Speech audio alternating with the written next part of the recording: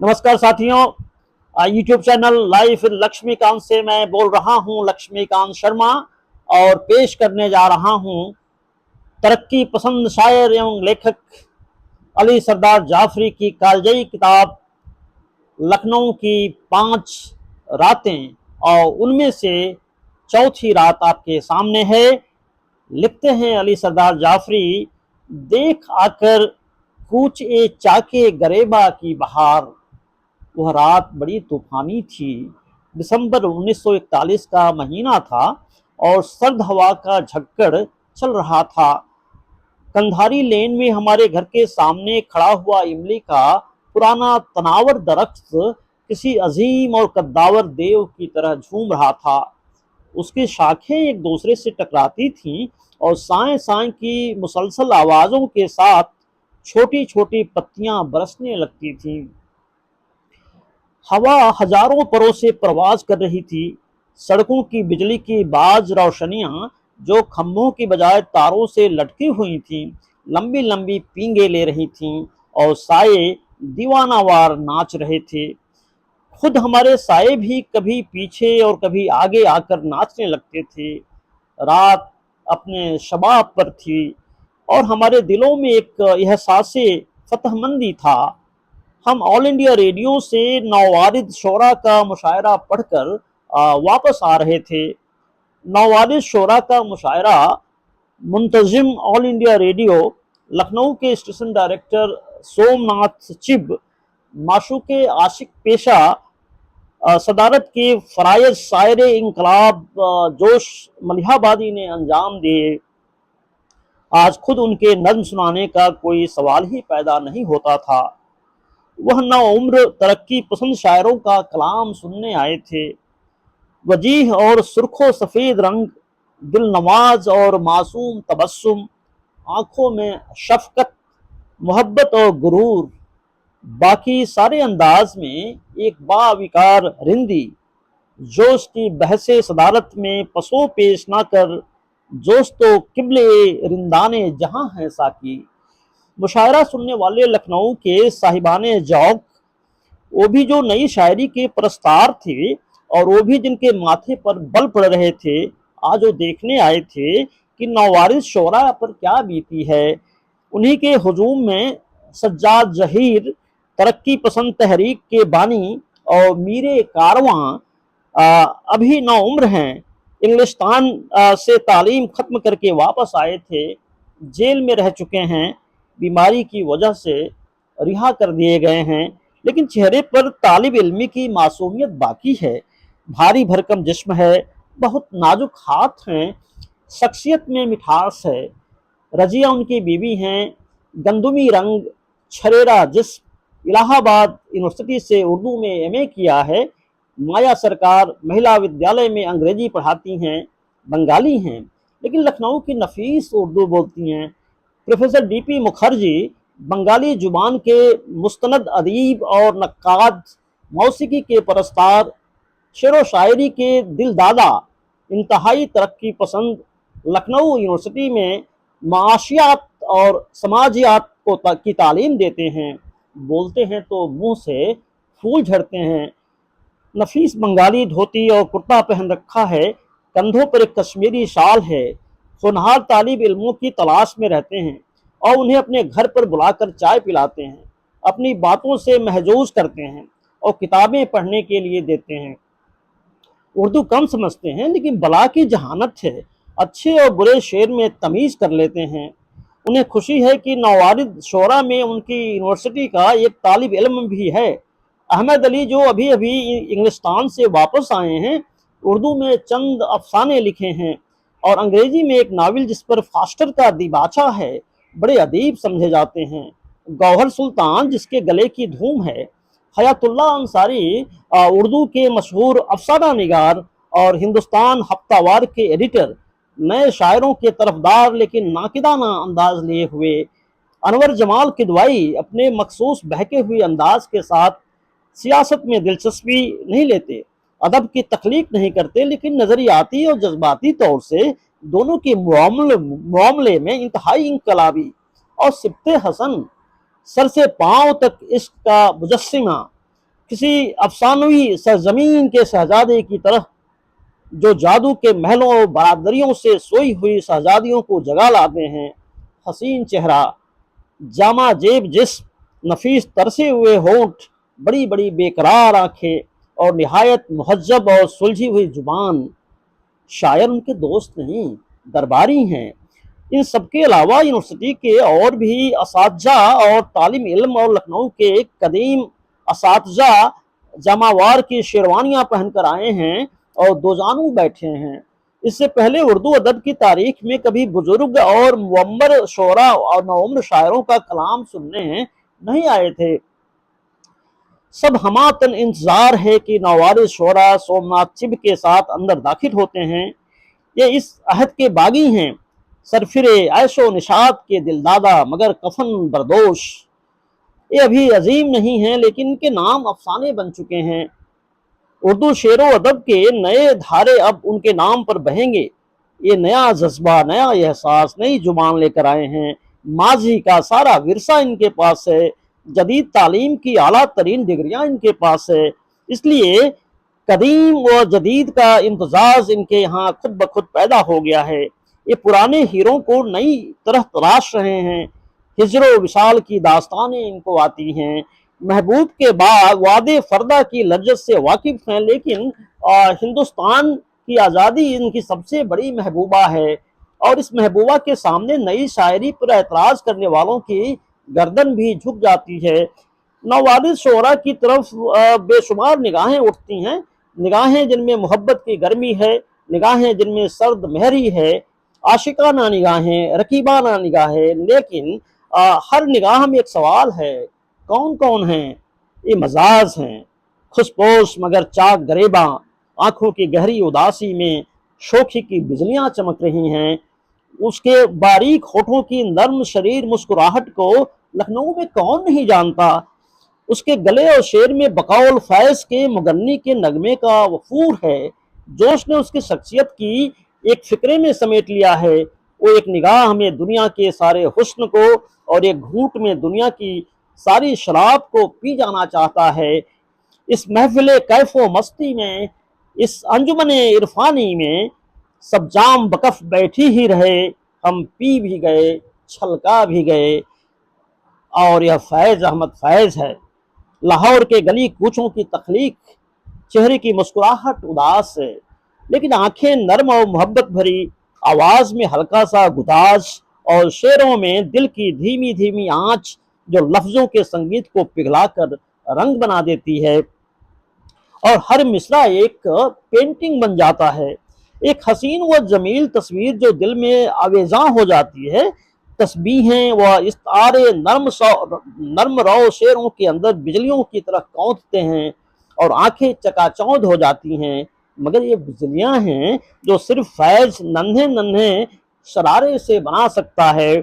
دل کے ایواں میں لیے گلشدہ دل کے ایواں میں لیے گلشدہ شمعوں کی قطار، نور خورشید سے سہمے ہوئے اکتائے ہوئے، حسن محبوبے کے سیال تصور کی طرح اپنی تاریکی کو بھینچے ہوئے لپٹائے ہوئے۔ دل کے ایواں میں لیے گلشدہ شمعوں کی قطار، نور خورشید سے سہمے ہوئے اکتائے ہوئے، حسن محبوبے کے سیال تصور کی طرح اپنی تاریکی کو بھینچے ہوئے لپٹائے ہوئے۔ اور یہ جذبی ہے، سب سے بے نیاز اور سب سے الجھتا ہوا، حساس چہرے پر عمر بھر کے مصائب اور مفلسی کی تلخی، آنکھوں میں محبت کی بے پناہ بھوک، اور حسین ترنم میں ایک دوز کیفیت جس کو اس کی آواز کی رچی ہوئی سرساری بھی چھپا نہیں سکتی۔ کسی کا احسان اٹھانے کو تیار نہیں ہے، زندگی کو بھی دھتکارتا ہے اور موت کو بھی۔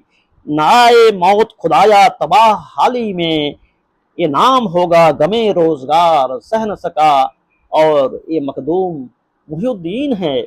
حیدرآباد کا انقلابی سنگ اسود سے تراشا ہوا آبنوسی چہرہ، بلند پیشانی، سگکتا آنکھیں، مسکراہٹ میں گرم جوشی اور باتوں میں بے انتہا یقین اور اعتماد، ترنم بے پناہ ہے جس میں صرف نشاط ہی نشاط ہے۔ انقلاب اور رومان کے دوراہے پہ کھڑا ہوا انتظار کر رہا ہے۔ کہنا مشکل ہے کہ یہ دکن کی کسی ساؤنی سلونی محبوبہ کا انتظار کر رہا ہے یا ہندوستان کی آزادی کا۔ رات بھر دیدے نمناک میں لہراتے رہے، سانس کی طرح سے آپ آتے رہے جاتے رہے۔ پتیاں کھڑکی تو میں سمجھا کہ آپ آ ہی گئے، سجدے مسرور کے مسجود کو پا ہی گئے۔ آ گئی تھی دلے مستر میں شکے بائی سی، بج رہی تھی میرے غم خانے میں شہنائی سی۔ اور یہ جانثار اختر ہے، موالد شعرا کے ہجوم میں تنہا، جسے شاعری اپنے والد مستر خیرآبادی سے ورثے میں ملی ہے، اپنے آپ سے الجھا ہوا خود ہی سنجیدہ ہو جاتا ہے اور خود ہی مسکراتا ہے۔ یہ ستارے یہ گگن یہ سرد پھول، یہ ستارے یہ گگن یہ سرد پھول، آسماں جیسے جلے لاشے کی دھول، چاند جیسے ایک بے امت رسول، دوست سب کچھ بھول جانے دے مجھے۔ اور یہ سردار جعفری ہے۔ کرشن چندر کا یہ کہنا ہے کہ اس کے چہرے پر ہنستے ہتھوڑے کا نشان ہے۔ پروفیسر محمد مجیب کی رائے ہے کہ وہ رنگین تصویریں نہیں بناتا بلکہ پتھروں سے بت تراشتا ہے۔ سرمائے کے سمٹے ہوئے ہونٹوں کا تبسم، مزدوروں کے چہرے کی تھکن ہے کہ نہیں ہے، وہ زیر افق صبح کی ہلکی سی سفیدی، ڈھلتے ہوئے تاروں کا کفن ہے کہ نہیں ہے، پیشانی یہ افلاس سے جو پھوٹ رہی ہے، اٹھتے ہوئے سورج کی کرن ہے کہ نہیں ہے۔ نوالد شعرا کے اس مشاعرے میں نون میم راشد کے بھی آنے کی خبر تھی، جس کے سر اردو شاعری میں آزاد نظم کا صحرا ہے۔ پطرس کے نزدیک وہ ایشیا کا سب سے بڑا شاعر ہے، لیکن یہ حقیقت ہے کہ اردو زبان راشد کو کبھی فراموش نہیں کرے گی۔ مشاعرہ ختم ہونے کے بعد جب ہم آدھی رات کو گھر پہنچے تو آندھی کا طوفان اور اس کا زور کچھ بڑھ سا گیا تھا، سردی بھی بلا کی تھی۔ گھر میں فرنیچر کے نام پر ایک میز، بیت کی چند کرسیاں اور موج کے 3 پلنگ تھے۔ انہیں کنارے سرکا کر زمین پر چٹائیوں کا فرش بچھا دیا گیا تھا۔ آتش دان میں آگ جل رہی تھی، اس کے اوپر کارنس تھی اور کارنس کے اوپر دیوار پر اسپین کی ایک مجاہد خاتون کی بڑی سی تصویر لگی تھی۔ اس کی مٹھیاں بھیچی ہوئی تھی، سینہ ابھرا ہوا تھا جس کی دوشیزگی کو فوجی لباس بھی نہیں چھپا سکتا تھا، چہرہ آسمان کی طرف اٹھا ہوا تھا اور ہونٹ شدت جذبات سے اینٹھے ہوئے تھے، اور تصویر کے نیچے لکھا ہوا تھا ٹو ڈیتھ۔ 2 اندھی بالٹیوں پر جلتی ہوئی موم بتیوں کی روشنی میں یہ تصویر اور بھی زیادہ پرحوصلہ اور دلاویز معلوم ہو رہی تھی۔ کارنس کا سایہ تصویر کے ابھرے ہوئے سینے تک پہنچتا تھا اور ایسا معلوم ہوتا تھا جیسے یہ پرجوش شکل موت کے اندھیرے سے زندگی کا پیغام لے کر ابھر رہی تھی۔ ایک طرح سے وہ تصویر ہمارے رومانی اور انقلابی جذبات کی ترجمان تھی۔ ہم بھی موت سے نبرد آزما ہونا چاہتے تھے۔ اسپین ہمیں اپنا ملک معلوم ہوتا تھا کیونکہ وہ فاسزم کے خلاف آزادی اور انسانیت کے حسین خوابوں کے لیے لڑ رہا تھا۔ اسپین کی آزادی اپنی آزادی تھی اور وہ مجاہد خاتون آج کی رات ہماری محفل میں شریک تھی اور ہندوستان کی آزادی کے متوالوں کا حوصلہ بڑھا رہی تھی۔ کسے کی کشتہ نہ شد از قبیل ایمائے نست، کمرے میں سکون تھا، آگ اور دلوں کی حرارت تھی۔ کبھی کبھی باہر چلنے والی طوفانی ہوائیں اپنے ہزاروں ہاتھوں سے ہمارے دروازے کو جھنجھوڑ رہی تھی اور کھڑکھڑاہٹ کی آواز کے ساتھ بالٹیوں پر جلتی ہوئی شمعوں کی لویں تھر تھرا جاتی تھیں۔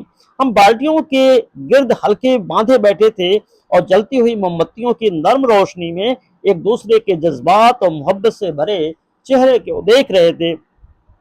جو عثمانی آبادی زیادہ دیر تک قبل رندانے جہاں کے فرائض انجام نہ دے سکے، رات کو جاگنے کے معاملے میں وہ ہمیشہ کچے ہیں، اس لیے جمہائیوں نے انہیں زیادہ ستایا تو وہ یہ کہتے ہوئے رخصت ہو گئے کہ رات کو جاگنا الو کی خاصیت ہے۔ محفل کی گرمی بڑھتی گئی، دلوں کا سرور بڑھتا گیا، چہرے زیادہ روشن ہو گئے۔ اب یہ فرق کرنا مشکل تھا کہ یہ شاعری کا دور ہے یا جاموں کی گردش۔ सब हम उम्र थे, सब हम अस्त्र थे, सब नवारित थे, सब एक हल्के में बैठे थे, सबका अलग अलग अंदाज था। इनफरादियत पहचानी जाती थी। किसी किस्म के रश्क, हसद या माशराना चश्मक का पता नहीं था। एक दूसरे की तारीफें इस तरह से हो रही थीं जैसे आशिक माशूक सरगोशियां कर रहे हों। फैज ने कहा, भाई लाहौर में एक बहुत अच्छा शेर सुना था, मालूम नहीं किसका है। जब किश्ती साबितो सालिम थी, साहिल की तमन्ना किसको थी। जब किश्ती साबितो सालिम थी, साहिल की तमन्ना किसको थी। अब ऐसी शिकस्ता किश्ती पर साहिल की तमन्ना कौन करे। फैज ने कहा, जब किश्ती साबितो सालिम थी, साहिल की तमन्ना किसको थी। अब ऐसी शिकस्ता किश्ती पर साहिल की तमन्ना कौन करे।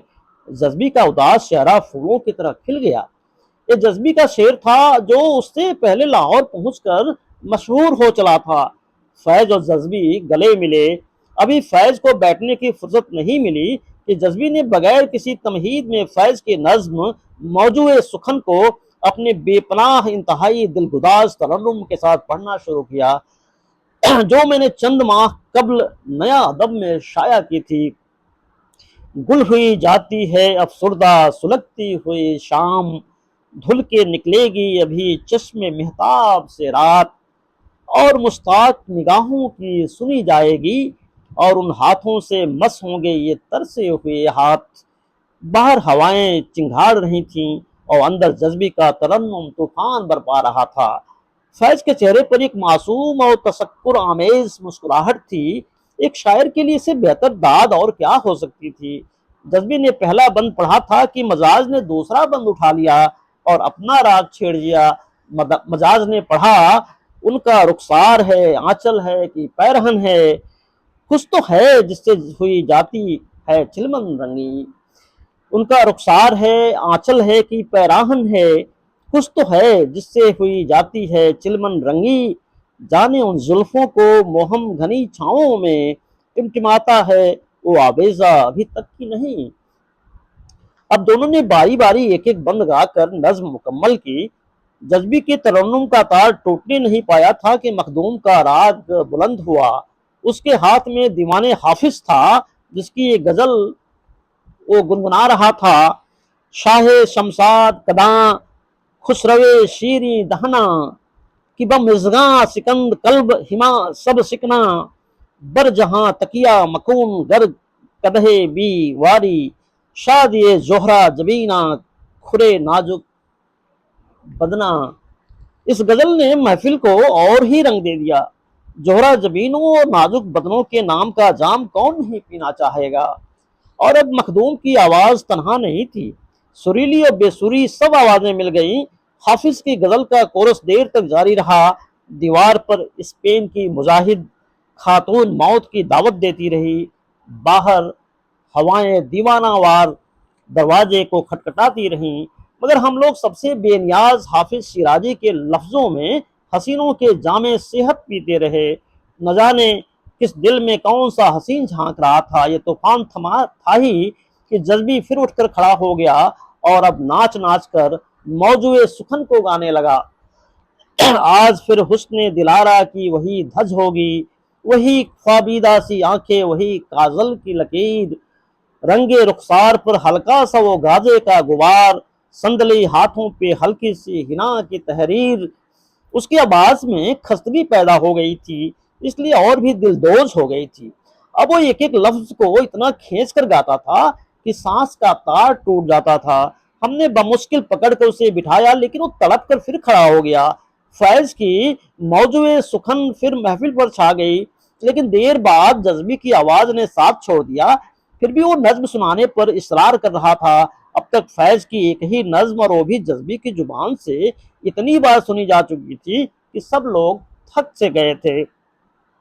इसलिए किसी ने ख्याल को दूसरी तरफ मोड़ने के लिए जज्बी से उसकी नई नज्म मौत की फरमाइश कर दी, और जज्बी की टूटी हुई आवाज और थके हुए तरन्नुम ने उसमें एक अजीब कैफियत पैदा कर दी थी। अपनी सोई हुई दुनिया को जगा लूं तो चलूं, अपनी सोई हुई दुनिया को जगा लूं तो चलूं, اپنے غم خانے میں ایک دھوم مچا لوں تو چلوں، اور ایک جام میں تند چڑھا لوں تو چلوں، اور ایک جام میں تند چڑھا لوں تو چلوں، ابھی چلتا ہوں ذرا ہوش میں آ لوں تو چلوں۔ ایسا لگ رہا تھا جیسے گزرتی ہوئی رات کے ساتھ جو آندھیوں کی رفتار سے صبح کی طرف جا رہی تھی، جذبی سفر کر رہا ہے۔ نہ جانے کتنی بار اس نے یہ نغمہ سنایا، بس اتنا یاد ہے کہ جب صبح صبح ہوتے ہوتے آندھیاں تھم گئیں اور بالٹیوں پر جلتی ہوئی موم بتیاں چھوٹے چھوٹے سکوں میں تبدیل ہو گئیں اور ان کی تھرتھراتی ہوئی لویں دم توڑنے لگیں، اور کھانے کے لیے دسترخوان بچھا تو جذبی بیچ دسترخوان پر کھڑا ہوا گا رہا تھا، اپنے بھیگے ہوئے دامن کو سکھا لوں تو چلوں۔ آدھی سے زیادہ محفل سو رہی تھی اور جذبی کی ڈوبتی ہوئی آواز کے ساتھ مخدوم کا اداس ترنم سنائی دے رہا تھا جو صرف اپنے لیے گنگنا رہا تھا۔ خلوت رنگی میں بھی ڈستا ہے یوں دنیا کا حال، جیسے پیتے وقت بھوکے بال بچوں کا خیال۔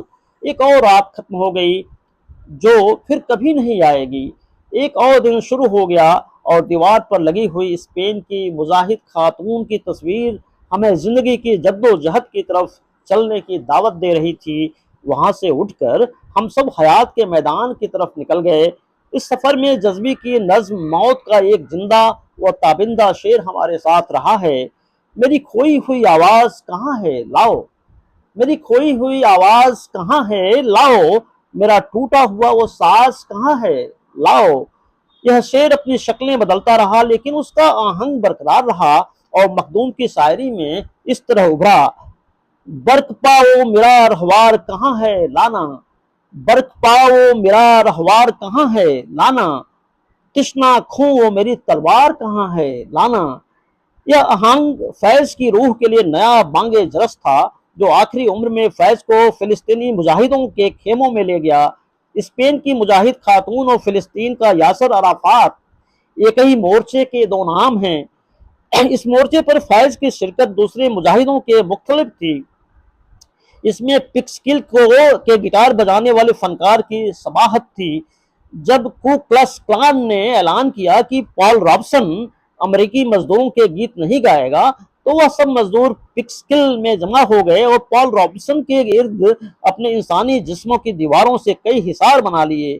دور بلندیوں پر کو کلس کلان کی ٹیلیسکوپک رائفلز لگی ہوئی تھیں۔ ابھی یہ جنگ شروع نہیں ہوئی تھی کہ ایک پتلا دبلا گٹار بجانے والا نوجوان آیا۔ کسی نے کہا میاں تم یہاں کیا کر رہے ہو، یہاں جھگڑا ہوگا، فساد ہوگا، گولیاں چلیں گی۔ اس نے کہا مجھے جھگڑے فساد سے کوئی دلچسپی نہیں ہے، میں امن پسند آدمی ہوں، میں تو پال رابسن کی گیت سننے آیا ہوں۔ لیکن تھوڑی دیر بعد جب وہاں میدان کارزار گرم ہوا تو یہ دیکھا گیا کہ وہ دبلا پتلا امن پسند گٹار بجانے والا فنکار اپنے ساز کو ہتھیار بنا کر امن، آزادی اور گیت کے دشمنوں کے خلاف شیر کی طرح لڑ رہا تھا۔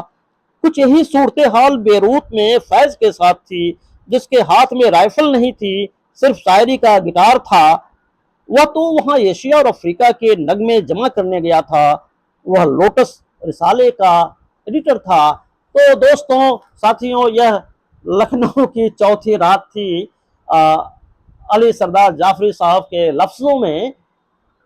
اگر آپ نے لائف ود لکشمی کانت کو سبسکرائب نہیں کیا ہو تو ضرور کر لیجئے گا، لائک کیجئے، کمنٹ کیجئے، اپنے سجھاؤ دیجئے، ڈس لائک بھی کیجئے، آلوچنا بھی کیجئے، اور ہمیں اور بہتر کنٹینٹ بنانے کے لیے پریرت کیجئے۔